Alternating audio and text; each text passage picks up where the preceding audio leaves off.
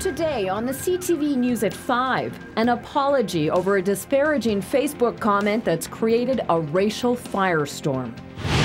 Plus, a Medicine Hat day home operator pleads guilty in the death of a toddler in her care. And in sports, the Hurricanes open up the NMAX with a win.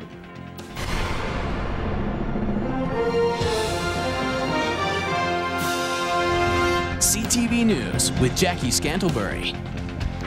Good afternoon. A southern Alberta man is apologizing for sending out a racist Facebook message concerning Monday's grass fire in First Nations people.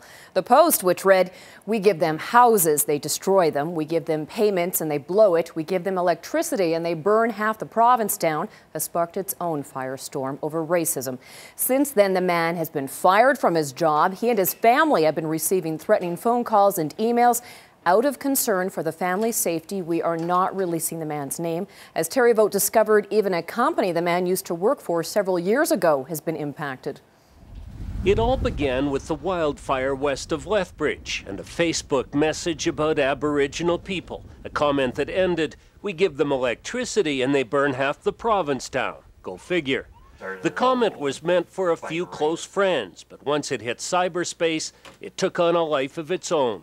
According to University of Lethbridge professor Yael Boulanger, someone went into the family Facebook pages and photoshopped faces of the man and his wife, along with his quote, adding information about where they live and who they worked for. These two individuals, through what was probably believed to be an innocuous comment, were instantly on stage on Facebook.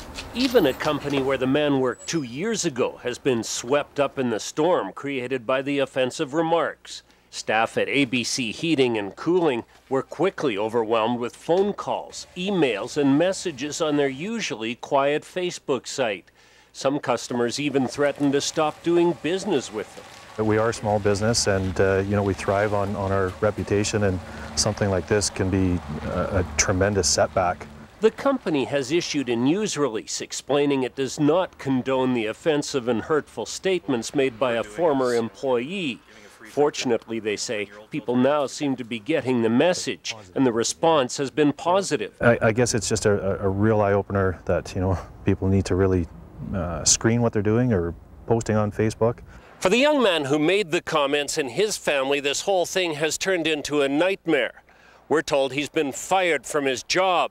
His wife's workplace has been forced to hire extra security because of threats.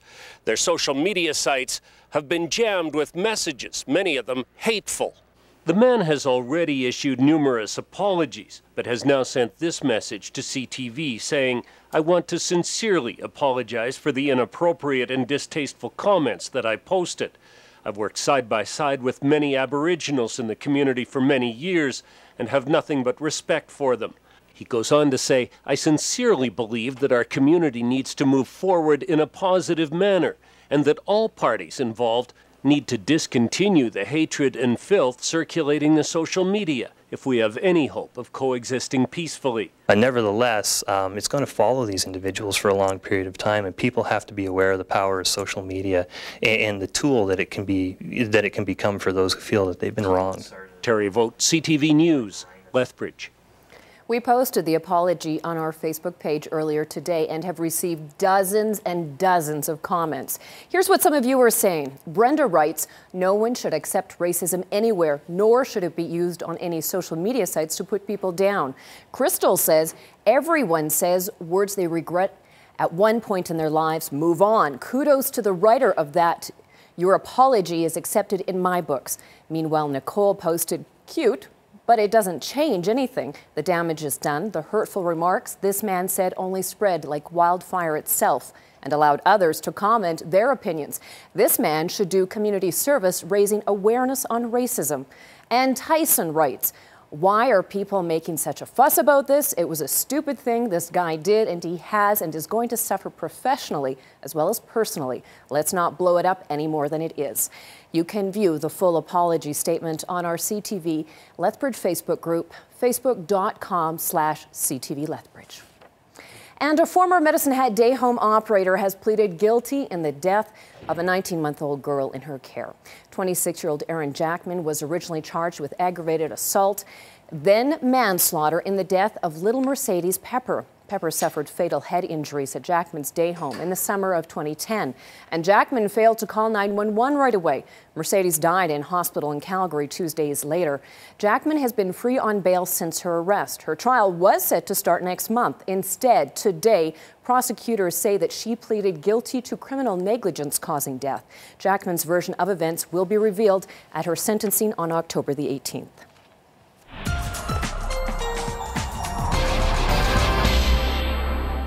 Dory Rossiter, you're a popular woman these days, yet again. Great weather? We love our weather people. Yeah, until it's 30 below and then no one wants to talk to me. You know how it is. But yeah, I'll take it while I can get it. And I'm going to be getting kudos again tomorrow, I'm sure, although I have no control over it. It's just the luck of the draw. And the luck of the draw is that we are going to have warm temperatures again tomorrow. But we'll get back to more seasonal values. I'll tell you when that happens in just a couple of minutes. All right. Thanks, Dory. Alberta's first collision reporting center is now open in Lethbridge. 1, 2, 3.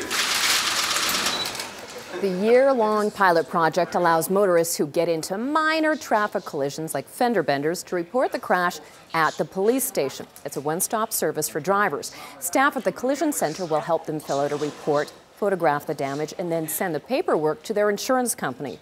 Lethbridge Police says this will also free up officers to work on other investigations or proactive crime prevention. We saw this as an opportunity to put more policemen back on the street and provide safer communities. That's the goal of the service, is to provide safe communities. And by taking on this project and this initiative, we're actually taking a fairly dangerous situation of an accident investigation on the side of the road, and we're removing it to the safety of the building. Lethbridge is looking to gain efficiencies in their policing operation, and this is one way of doing it, and allowing police to respond to higher priority types of calls for service, and not having a policeman tied up with the local Walmart investigating a minor collision. The Collision Reporting Center is funded by insurers, so there's no cost to the police service or to taxpayers. It's located inside the police station. It's open from 8 a.m. to 7 p.m. weekdays and 11 a.m. to 5 p.m. on Saturdays. A 70-year-old woman was taken to hospital with serious injuries after being hit by a van in a parking lot in Lethbridge today. It happened just before 11 o'clock this morning. Police say the woman was crossing the parking lot at the Lethbridge Senior Citizens Organization when she was struck by a van driven by an 87-year-old man. Officers say she was taken to hospital, but they aren't sure of the severity of those injuries. As a result of the collision, our female pedestrian was transported to Chinook Regional Hospital with injuries. Seriousness, we don't know how serious those injuries are now. 87-year-old John Charles Landeryu is charged with operating an unregistered and uninsured vehicle, as well as not having a valid driver's license. Well, there's more pain at the pumps today. Gas prices jumped 7 cents at most stations in Lethbridge overnight. Prices are now listed at most stations around the city at $122.9. That's up from $115.9 a day ago. There is no word yet as what's caused the increase. Among the hardest hit were Montreal in Canada, where gas prices have reached as high as $1.53 a litre for regular, up almost 20 cents from the start of the summer. And speaking of summer, Alberta Health Services is confirming 2 new cases of West Nile virus. And it looks like both people got it right here in Alberta. Health officials say the latest victims are 2 women under the age of 65. Both live in southern Alberta. One woman has the very dangerous neurological form of the virus. Investigators believe both women were bitten by infected mosquitoes here. That brings the total number of West Nile cases in Alberta this summer to 7. Health officials are warning people to take precautions to avoid being bitten. Firefighters, farmers and ranchers in the Milk River area are getting some well-deserved rest today. For the past 2 days, they've been working to water down hot spots and put out flare-ups that stem from Monday's grass fire. The blaze destroyed 21,000 acres of pasture land, as well as some barns, corrals, haystacks and fences. Area residents say a flare-up burned more grassland west of Milk River yesterday, but they managed to get it under control before nightfall. The MD of Willow Creek is also cleaning up after responding to 3 fires on Monday, 2 near Fort Macleod and 1 blaze that destroyed a farmhouse north of Claire's home. No one was home at the time and there were no injuries. MD officials say despite the high winds, they managed to get all 3 fires out quickly. 21 riders in the Cops for Kids tour are rolling through the East Kootenay. It's the 13th year for the ride, which raises money for kids in BC's southern interior, as well as across Canada, who have physical or mental challenges or who are battling illness. Money raised in each community helps kids from that area. 24 families have benefited from this year's 1,000-kilometer, 10-day ride. Since it started, Cops for Kids in total has raised $1.7 million for its cause. The riders say it's not easy, but it's definitely worth it.